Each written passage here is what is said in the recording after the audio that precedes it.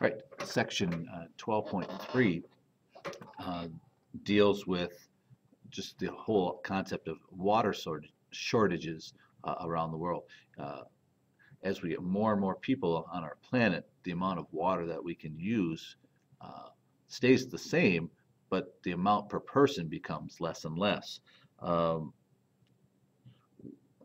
well, we use water all the time. When you think about how you take a 30-minute shower, or you have a leaky faucet at home, or you um, drink half a glass of water and then you dump it out, or you're playing sports and you pour water over your head and then it just goes into the ground. Um, Throughout the world, they don't have that luxury of having water, and really we don't either, because eventually the amount of people on the planet is going to be more than the amount of water that we can use. Um, we do run into periods of time where we run into droughts. Um, and a drought really is just a long period of time where we don't get a lot of rain. A couple summers ago, I don't think we hardly got any rain at all. I know usually my lawn is nice and green until about August, and then it starts to turn brown. It was brown beginning of July, even before that probably. It was nice because I didn't have to mow all summer, but it was a drought. Now, a couple things. Agriculture, farming, that uses about 2/3 of the water on our planet, available water. Agriculture uses it. We can, unfortunately, only half of the water that they use actually gets down to the roots of the plant. The rest of it evaporates off into the air or runs off the top of the land. So when you see sprinklers out in the yard, or we see sprinklers out in a field, um, only about half that water is actually getting to the plant itself. The rest of it is evaporating in the air, or it's running off to the side. Um, Throughout the world, there are shortages of water. If we overuse water, we tend to find areas like we talked about the Ogallala Aquifer in the middle of the United States. We use that to water the center of the Great Plains of the United States, where we grow all of our in the grain belt of the breadbasket of the United States. Um, we use that all that water, but eventually that water can go away. We use more of it, more of it, more of it, and then we can't grow our crops. Um, River water is being overused. Um, at some point, uh, our water supplies are going to come down. Now on page, I think it is 414, there's a nice little pie chart. I don't know if you can see it. I don't know if this will be a good enough vision for you or not, but I think that's it right there. You can pause and look at it later, but basically it just talks about the average person uses about 168 liters of water a day. Well, this guy right here um, is about a half a liter. So the average person in a day will use about 340 of these in a day. Not drink, but use. Now that could be the flush of a toilet. It could be the letting the shower run, brushing your teeth, that type of thing. But uh, I know that pie chart said that 29% of the water that we use in a day is spent on flushing toilets. 21% on showers.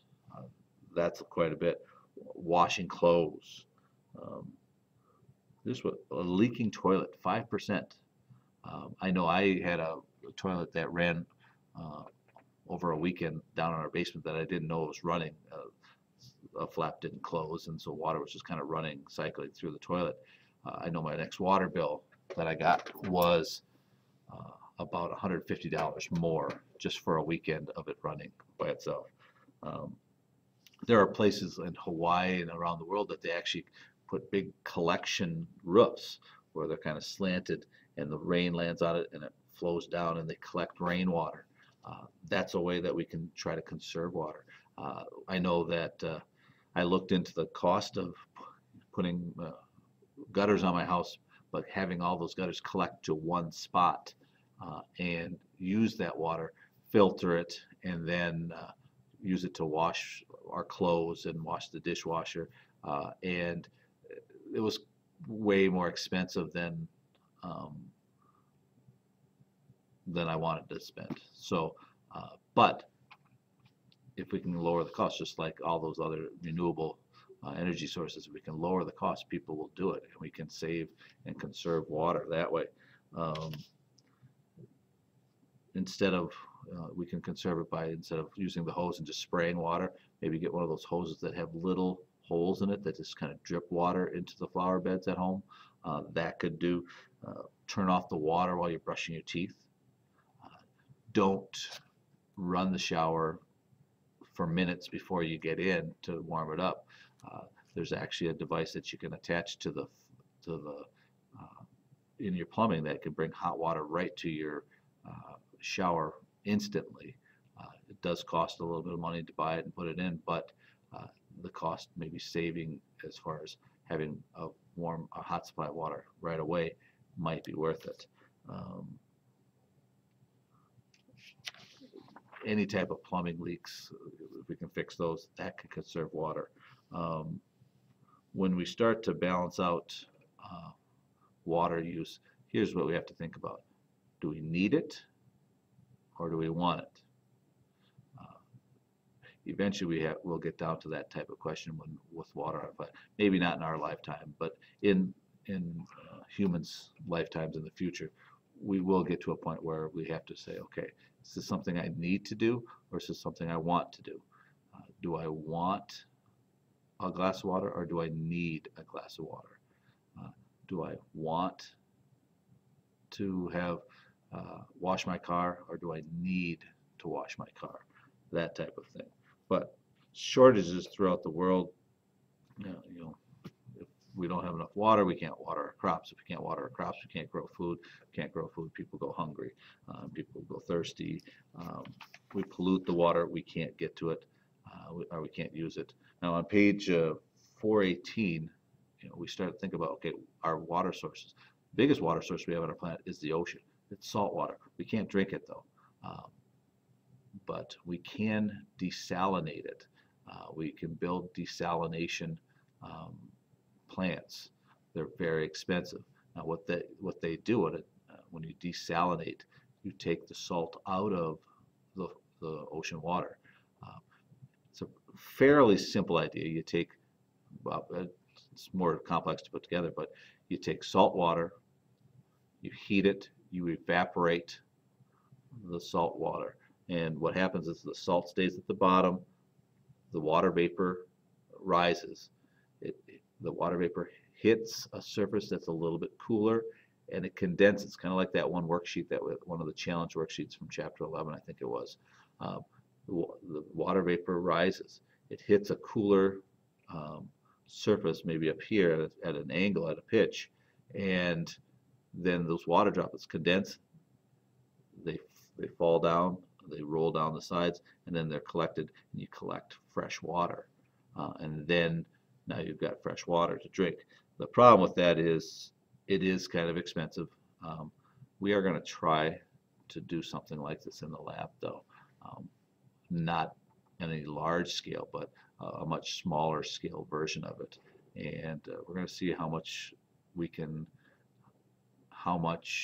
fresh water we can get from salt water.